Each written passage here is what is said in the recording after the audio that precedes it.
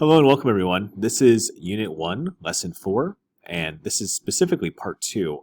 As you're aware, in this class so far, we look at contemporary issues to start off talking about different types of sociological components.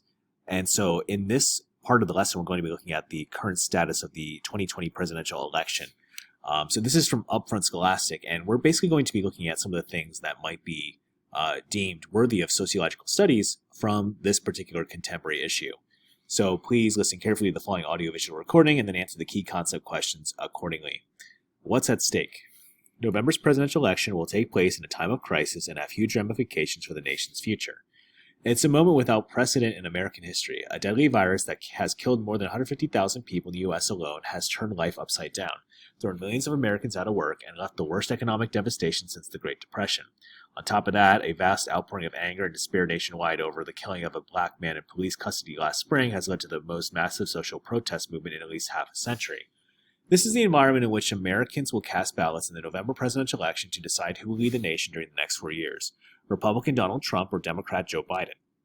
Every 4 years, we hear people say this is the most important election of our lifetime. Normally, it isn't true. This time it is, says Larry Sabato, director of the Center for Politics at the University of Virginia. The stakes are enormous, and the two pathways could not be more different. President Trump came to the Oval Office promising to use his experience as a businessman to disrupt business as usual in Washington and make America great again. In an effort to boost the economy, he has overseen a massive rollback of environmental and other government regulations. He has cracked down on illegal immigration and reduced the number of immigrants legally entering the country, and has disrupted relations with America's longtime allies with his America First approach to foreign policy. Biden is offering voters a return to a more traditional presidency. He was a U.S. Senator for 36 years and developed a reputation for compromising with Republicans to pass legislation. In 2009, he became vice president under President Barack Obama, serving in that role for 8 years. He supports immigrant rights, believes climate change is a global emergency, and thinks America's international partnerships are critical. In fact, on every major issue facing the nation in response to the COVID-19 pandemic, the economy, racial inequality, immigration, climate change in the Supreme Court, international relations, and many more, Trump's and Biden's positions are miles apart.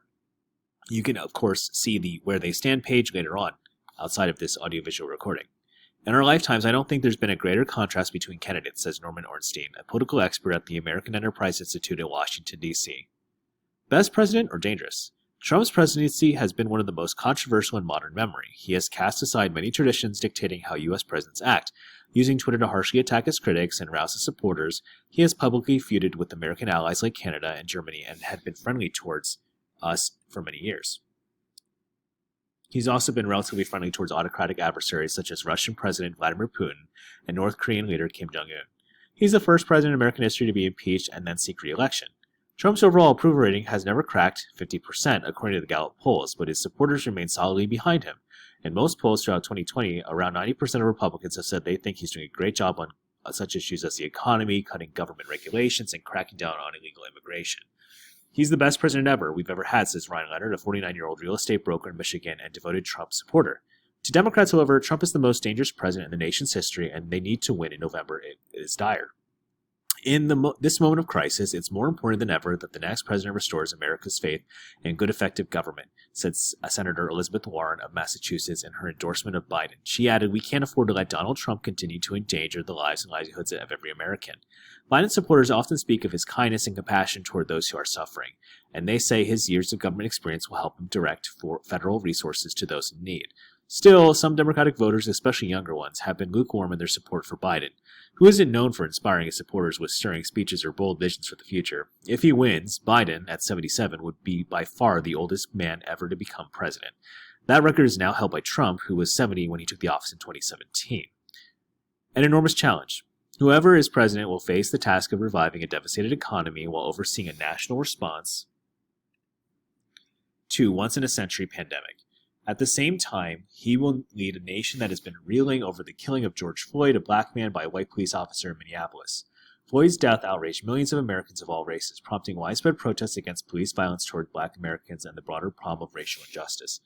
I lived through the 60s and Vietnam and Watergate and 9/11, and I don't think any of those are as profound as this crisis, says E.J. Dion, a government expert at the Brookings Institute in Washington, D.C. It's not just the issues facing the candidates are different this year. The entire process of campaigning and how the election will be conducted are also unprecedented.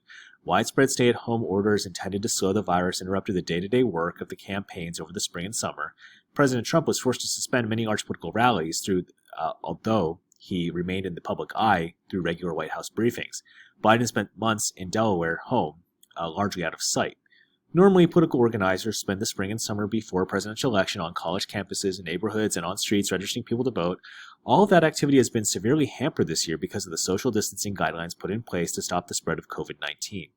Plus, many of the government offices where people can register to vote were closed in many states for long stretches in the past 6 months, creating an additional obstacle to registration.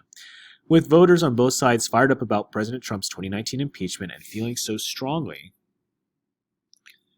about him, either positively or negatively, many experts had been predicting record voter turnout this November. But now, with this pandemic, many worry that voters will have a tough time casting their ballots. There's the potential for a huge impact on voter turnout, says Sabato, the political scientist.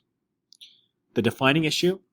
Historically, sitting presidents have had a hard time winning re-election when the economy is in trouble. Before the pandemic shut down, the U.S. economy had been very strong. But in the past 6 months, the economy has plummeted to lows not seen since the Great Depression. Will voters hold Trump responsible? Elections involving incumbents are often a referendum on the performance of the incumbent, explains Dion. In this case, the public will judge Trump not only on the state of the economy, but also on his leadership during a public health emergency and a nationwide movement of racial justice. This will be an election about who we are as a nation and how we grapple with the deadly legacy of racism, Dion says. More than ever, we will be debating what America is and who we want to be. But the critical issues in this election may also present huge opportunities for whoever the nation chooses in November, says Kathleen Hall Jamieson, director of the Annenberg Public Policy Center at the University of Pennsylvania. Elections in times of national crisis place challenges in front of whoever is the president, she says. When a president steps up in one of those moments, you get Lincoln in the Civil War, you get Roosevelt in World War II. This is one of those moments. So real quick, just to provide you some insights here, and certainly I think it's really important to think about the electoral map here, because the Electoral College is in fact what decides who is the President of the United States. I think it's important for us to be fair and balanced here. Just real quick for my own personal thoughts, since I don't know you that well yet, most of you anyway, as sociology students, I think it's important to give both sides here. I like Upfront Scholastic because it does provide a fair and balanced interpretation, I think, of politics and some of the political issues. So I think it's really important to think about politics as a moving and dynamic sociological topic. Of course, I want you to answer the key concept questions that appear from this reading, but I also want you to begin to think, for part 3, how you might implement specific sociological research methods to identify and evaluate people's political opinions during the COVID-19 crisis. In fact, I think that's what part 3 is all about. If you scroll down on your doc, you should be able to see, using all 4 of those methods, how would you implement those methods to look at voter opinions during the COVID-19 pandemic as a sociologist. So it's a nice little hypothetical scenario again. Hopefully you're enjoying these lessons so far as they combine to form, actual content with some contemporary events and of course with some actual practice of thinking like a sociologist. Thank you so much for tuning in, and I hope that you found this audiovisual recording to be a help. Thank you very much.